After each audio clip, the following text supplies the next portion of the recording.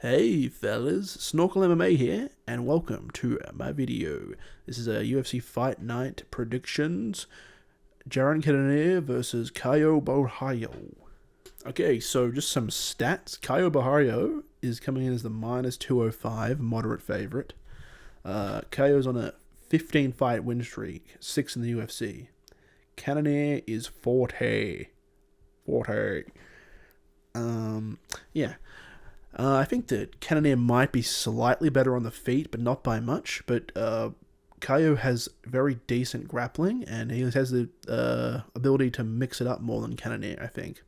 So I think it'll play out pretty even on the feet. Maybe Cannonier will be winning slightly on the feet, but I think Caio will consistently get takedowns at least 3 out of the 5 rounds and get some control and do some damage on the ground and threaten submissions. I don't think he'll finish Cannonier, but I think that he'll outpoint him and just mix it up better than him. I think maybe when Cannonier was younger, maybe he'd be able to catch Caio on an entry and like rock him, or maybe get a KO or something, or maybe just have enough to discourage the shots, but I don't think Cannonier has enough to discourage Caio from grappling. I think it'll be pretty free for Caio to get him down, and I think Cannonier is good defensively, so he won't get finished, but yeah. So I'm going to go Caio by decision. Okay, moving down the card to Angela Hill versus Tabatha Ricci. Just some odds, near even odds, so it's a coin flip.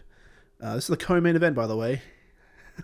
Angela Hill is 10 years older than Ricci. I'm going to go Angela Hill by decision, though. I think Angela Hill was kind of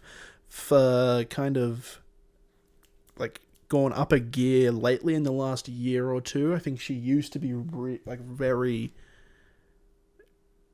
shit. I was going to say shit, but I think recently she's kind of got a bit of a dog in her and a bit more determination, and that's enough to carry her in WMMA. It's mostly just mental in WMMA, I feel. And every time I see Ricci, she doesn't seem that good. You know, she seems... I mean, these fighters both aren't that good, but I think Angela Hill's a bit better, and I think that she has more of a dog in her, and if Ricci can't get her down, which I don't think she will be able to, I think it'll just be a boring, no damage fight on the feet, and Angela Hill will just do a bit more. Okay, moving down to Ryan Loder versus Robert Valentin. I've actually watched The Ultimate Fighter, so I'm kind of excited for this. I don't know how this is not the co-main. Really, you can't give the Ultimate Fighter finale at least the co-main. They have to get ratioed by a freaking no one gives a fuck WMMA fight that, like, not even contenders, just randoms. Well, they're not randoms, like, you know, they're kind of up there for WMMA in their division, but yeah, I'm actually kind of excited for this one. So I am going to go Robert Valentin KO round 2. I think that Loder is going to make the mistake of not just shooting takedowns perma. I think maybe he'll try and strike round 1. Valentin will rock him, and Loder will panic shoot, get Valentin down round 1, but he'll do damage to Loder. Loder will be discouraged, and he'll be kind of scared to shoot, because Valentin has legit strike. I'm pretty sure in both the fights, both the fights was KO round 1. Like, he has power, and I think he's kind of flipped a gear as well, because he's been in the game a long time, but Valentin had a knee injury or something that took him out for a while, and he seems really motivated. He's got like that Norse energy, bro. It seems like a pagan mentality, bro. Don't sleep on it. So yeah, I think he'll catch Loder round 1, but he won't finish him. Loder will panic and get like a shot that will save him, but then round 2 he'll catch him again and finish him. Okay, moving down to... How is this not the co-main as well? Like, this is actually a pretty decent fight. I don't know... Whatever. Michael Morales versus Neil Magny. So Morales is coming in as the minus 650 favorite. Morales undefeated, and he's on a 4-fight win streak in the UFC. Yeah, I'm going Morales by decision. I think that Magny's over the hill. He was very lucky to not get beaten by Mike Mallet in his last fight. He was getting dog walked the whole fight, and just ended up getting his first finish in like fucking 5 years or some shit, and just Mallet just was gassed or something. I don't know. That was just a really weird ending. It didn't even look that gassed, but yeah, I think that Magny got lucky as fuck. I think it kind of showed that he was over the hill, and I think that Morales is has a better fight IQ than Mallet, and he'll just do what Mallet did, but better, and just piece Magny up. I think Magny won't get finished because he'll get timely clinches and push Morales against the fence and stuff. I think Morales will circle out, but he'll just avoid getting finished that way. But I don't think he'll really mount much actual offense. He's just a clinch spammer. But I think he'll not get finished that way, but he'll get unanimous decision to all 3 rounds pieced up. Okay, moving down to Edmen Shahbazyan versus Gerald Meerschaert. So Shahbazyan's coming in as the minus 300 favorite, moderate favorite. I'm going to go Shahbazyan round 1 KO. I'm not extremely confident because I think they're kind of setting Shahbazyan up for a KO here because, GM3's displayed some chinniness and Shahbazyan has a lot of round 1 finishes. So I think they're trying to, the matchmakers are just trying to give Shahbazyan a warning and give him a push. But I could see Shahbazyan also has displayed some abilities to be taken down. GM3 is dangerous as fuck. But I think that he'll get chinned before he'll get the opportunity to take Meerschaert down and finish him. I think if he gets Meerschaert down, he'll probably sub him pretty fucking quick though. But yeah, I think he'll get clipped on an Andrew, he'll just get clipped trying to strike. And yeah. Okay, moving down to Dennis Buzukja versus Danny Silva. So Danny Silva's coming in as the minus 250 moderate favorite. This is a fucking coin flip ass fight if you ask me. But the only thing that's leaning me towards Danny Silva by decision is Danny Silva has wins over better competition than Buzukja. He's got wins over Josh Kulabau and Angel Pacheco. And when Buzukja came into the UFC, he fought 2 pretty legit guys and he got beat both times. One time he got KO'd, I believe, and one time it was, pretty close. But I think Danny Silva just has the better strength, the better resume. And that just leans it over for me, I guess. I don't know. Pretty coin flippy fight to me. The odds are kind of crazy, minus 250. The betting, when I put some money on it, Buzukja would be a better pick, because this shit's close. But yeah, for my pick, I'm going to go Danny Silva by decision. Okay, moving down to Valentin Borschev, Slavaclaws versus James Llontop, the guy that had fucking some random ass org tatted on his neck in the contender series. I remember that. He had some random CFC or some shit tatted on his neck. So Slavaclaws is coming in as the minus 250 moderate favorite. Okay, I'm going to go Slavaclaws by KO round 2. So from what I've seen, I've done a little bit of research, and James Llontop does not really... I didn't research him crazy, but I didn't see him display any real grappling. So it kind of seems like this is going to play out in the feet mostly. He seems like more of a kind of a slugger.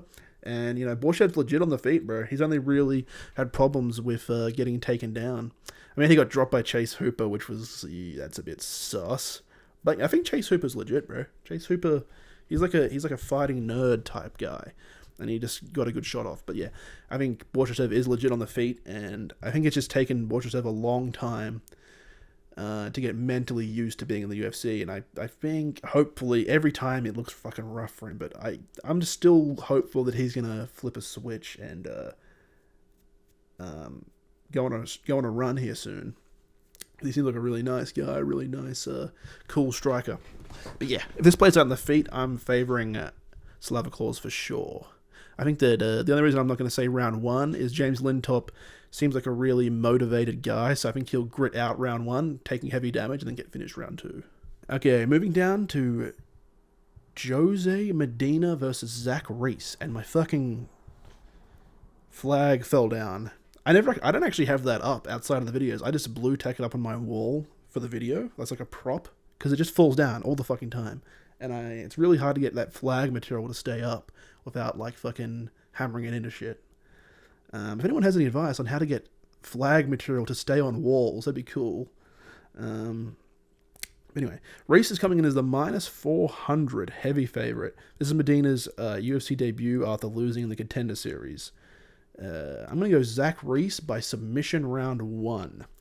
So, Zach Reese had a lot of hype behind him, came into the UFC, got chinned. Did he get chinned? I know he got beat. I can't remember if he got chinned. And then his last fight, he got a KO round 1. So he's versing the fat Dylan Dennis guy that actually lost his fight in the Contender Series, but got brought back because he was a good punching bag, if I remember correctly. So yeah, it seems to me that Zach Reese, well, it's obvious. Zach Reese has power in his hands, but bruh, fuck me. I actually finished up this prediction, but then my fucking Audacity shit wasn't recording my mic, bro. Well, that's a lesson learned. I'm always going to have Audacity up here so I can actually see it. Oh, wow, that's annoying. Okay, anyway. What I was saying, I believe... Alright, just to make sure, I'm going Zach Reese by sub round 1. Okay, so yeah, what I was saying, I believe, was Zach Reese has power in his hands, but Josie Medina's got that fucking, Homer Simpson boxer build where, like, he's fucking tough, I think he pretty much got brought back from the Contender Series because he was... they were like, oh, this guy can take a beating, bro. But I think what will happen is, Zach Reese will drop him. He'll follow him down. And then Medina will reverse him. Because Medina has a lot of ground and pound victories. So he's kind of like a Rene Couture type ground game where he just kind of actually prefers to beat on people rather than go for submissions. But Zach Reese is kind of like a jiu-jitsu enjoyer, it seems like. Because that's how he got slammed by Cody Brundage that way. Going for like triangles and shit. When he could have just got up. So I think, yeah, he'll drop Medina. Medina will follow him down. He'll drop Medina. Medina will survive getting dropped. Reverse Zach Reese. And try and get ground and pound, but he'll get caught in like a triangle or something, or like triangle or an armbar. Or he could also go Zach Reese knocks him down and then follows him down and just gets in and straight up like a gilly, like a rear naked or like an armbar or like a arm triangle. But yeah, I think it'll be Zach Reese Zach Reese submission round 1. Moving on to Josiane Nunes versus Jacqueline Cavalcanti. Cavalcanti's coming in as a minus 190, slight favorite. I'm going to go Cavalcanti by decision. I wasn't even going to do this one. What I'm going to do, instead of skipping fights, I'm just going to make mana picks. I'm just going to make like vibe picks. And the reason why I'm going Cavalcanti is, what the fuck's her name? Josiane Nunes lost to Chelsea Chandler, and Chelsea Chandler looks like a fucking absolute NPC. So if she loses to that, she can't be that good. And also, Cavalcanti's the favorite, so okay, bro. Mana pick, Cavalcanti decision. Okay, moving on to Cong Wang versus Victoria Leonardo. So Wang is the minus 800 favorite. Wang is undefeated in mixed martial arts. Wang actually beat Shevchenko in kickboxing in 2015. Valentina Shevchenko, not like the other pilot sister or whatever. That's like not really that good. And Victoria Leonardo has lost twice by KO twice in the last 4 fights. That's Cong Wang's opponent. So I'm gonna go. I think that Cong Wang is gonna catch her round 1 with like a head kick or maybe like a fucking I think head kick's the only way I see it happening. But yeah, I think she will find it. So I have a bit of a theory on this fight. Obviously, they're serving this other chick up to Cong Wang because they pick a chick that's actually gotten finished somehow in WMA twice in the last 4 fights, and she got finished, I think, one other time by KO before that, which, you have to be fucking chinny as fuck to get KO'd in WMA, right? And I think what they're trying to do, they're trying to recreate like the Izzy Pereira rivalry, where, let's say Shevchenko beats Grasso, defends once or twice, and then Cong Wang goes on a bit of a streak. Then it's like, oh, this Cong Wang beat Shevchenko in 2015 in kickboxing, bro. She beat one of the greatest of all times. Will Shevchenko lose and pass the torch to Cong Wang? They're trying to build a rivalry here, I think. This is like another matchmaker fight where they're trying to push someone. They're trying to push Cong Wang. The same as Shahbazyan, to me. I don't know, maybe I'm overthinking it. Maybe I'm watching too much WWE, even though I haven't watched WWE since like 2015. But yeah, that's what it seems like to me, and it seems kind of obvious if you ask me. Wake up. Okay, guys, that's all for me. Thanks for watching. We've got a week break after here, no fight night. So what I'm going to do is I'm going to do the recap on Sunday Arvo. I think I'm going to do it right after the fight night. And then I'm going to make a non-prediction, non-recap video. So look out for that. I got it in the slow cooker, bro. So yeah, thanks for watching, guys. I'll see you in the next one.